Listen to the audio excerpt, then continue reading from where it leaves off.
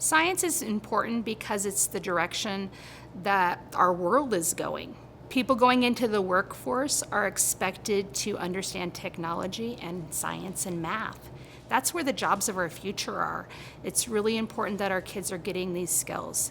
They need to be good communicators, they need to be good writers, they need to be good readers, and they need to be good problem solvers, as well as being team players. And when they're learning science, they're doing all of those things. What do we do every day before we start our science lesson?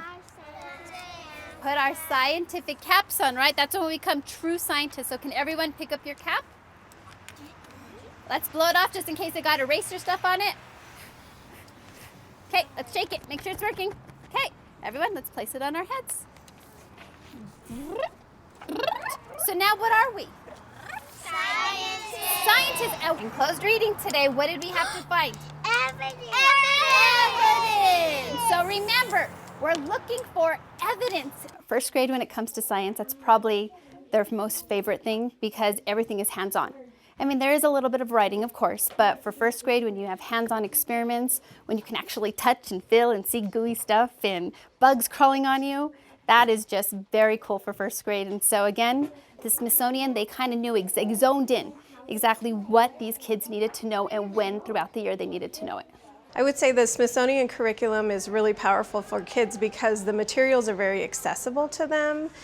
The lessons are scaffolded so that they feel very successful with each lesson. And as the lessons progress and get harder and harder, they're able to grasp what they're supposed to be doing with the materials.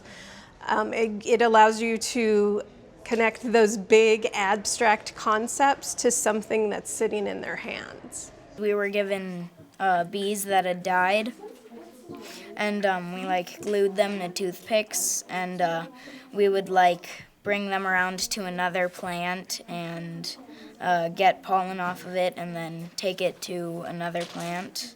Primary sentiment is just being thankful to have all these materials for the students. And the tie-ins, the teacher guides that we have are outstanding for not only the pacing, but the questions, the objectives that tie into Common Core and teaching standards and things like that. They make my job a lot easier, make my life easier, and make me, I believe, a more effective teacher. One of the really great things about the Smithsonian curriculum is that we actually use tools that real scientists use. The curriculum also really pushes the language of scientists to observe, scientists share, scientists collaborate, pushes notebooking, which is something that real scientists do, and we show them. I usually show my kids at the beginning of the year notebook pages from real scientists like Da Vinci and those, but I also have a younger brother who's a scientist. So I've brought in his tangible notebooks and said this is what real scientists do when they grow up. The fact that we have the tools that real scientists use is really empowering to the kids. I like to use the microscopes. I like to use the microscopes because you can actually examine it for yourself. Yeah. And it's really cool because with your naked eye, you can't see much of that detail. Yeah. But with the microscope, you can see a lot of detail of what's going on. This was last lesson, and I was looking at the sponge, so I just thought it was a green sponge. But when I looked at it, because I thought it was just going to be little squares in the sponge and stuff.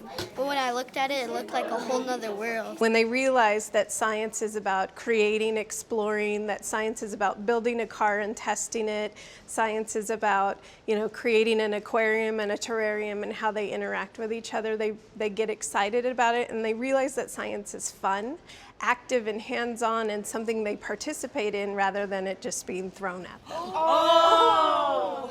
The beauty of teaching science is that for a lot of my students that perhaps in other forums aren't as academically successful with hands-on materials and doing lab work and stuff like that, they realize they are capable, that they can do it. That's telling us that the density of air is 1 gram per milliliters cubed. The training that the Smithsonian offers during the summer is fantastic. You come in and they actually teach you what you're going to be teaching your students throughout that school year. And so it's really nice because you're doing hands-on stuff. You're actually making a book that you're going to use to teach your children with. The training that they offer is amazing, and the teachers that come in to actually teach you They know everything that's going on. They know about the Smithsonian. They know about the Laser Eye-3. They actually take the time to do hands-on stuff with you again, and it's fantastic. I believe that inquiry-based science, the way the Laser Eye-3 program presented it, is vital for the science classroom, because you can't teach science out of a textbook. It's something that has to be experienced. If you teach it just out of a book, there's a lot of concepts they may not get. The inquiry-based science allows the students to make real-world connections. It's more fun to actually figure it out yourself than to learn what other people figured out. Yeah, and they're just giving you the answers of what actually happened instead of you like going, oh my gosh, I didn't know that sugar melts at whatever temperature. If you walk into my science classroom, you may see students talking, students laughing, students involved in hands-on work, students communicating with each other using science vocabulary. You will see batteries and light bulbs going on. You will see exploring of rocks and minerals. You will see live organisms. You will see fun and excitement about learning science.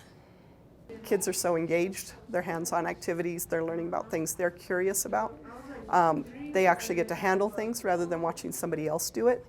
And they're not demonstrations. They're measuring things, they're creating things. They're looking through microscopes, identifying what they see in there, discovering things they didn't know were there. So their curiosity is highly engaged, which means they're highly engaged with the content, makes it so much easier to teach.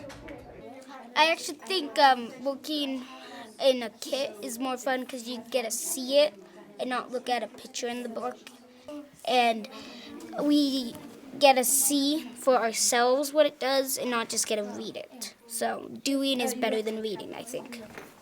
Instead of reading about density in the book, they're having to figure out what is the mass, what is the volume, and then doing the formula to figure out how things sink and float. My husband, being a balloon pilot, I was able to bring him in today, and he set up his hot air balloon out in my field. I had my students out there, we talked about the balloon, we came into class, we did the inquiry, and they're like, oh, that's how this all works now. They're starting to make those connections. And that's something you couldn't do by reading a textbook. Inquiry-based learning is incredible, and I can't imagine going back to any other way of teaching. They're finding answers themselves. They're finding, ways to go about the scientific method.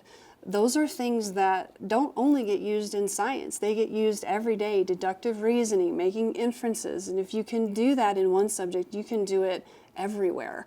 So inquiry-based learning is really giving them the opportunity to hone those skills. And so like I said, I can't imagine teaching any other way because it is so powerful and it's a lot of fun. After 16 years of teaching, I've sort of found where I fit, and that part feels really cool. And to hear my name 20 times in a class of come see this, that just makes your heart sing as a teacher, right? That's what you want to see. We see that there's a flow between our grade levels. Our students can go from first grade to second grade and see that there's a connection between whatever they did in first grade to what they're doing in second grade, all the way to fifth grade. And we just love the way our kids are so excited about it. And when we see them excited, teachers get excited. And when we get excited, we teach better. It's just a wonderful program.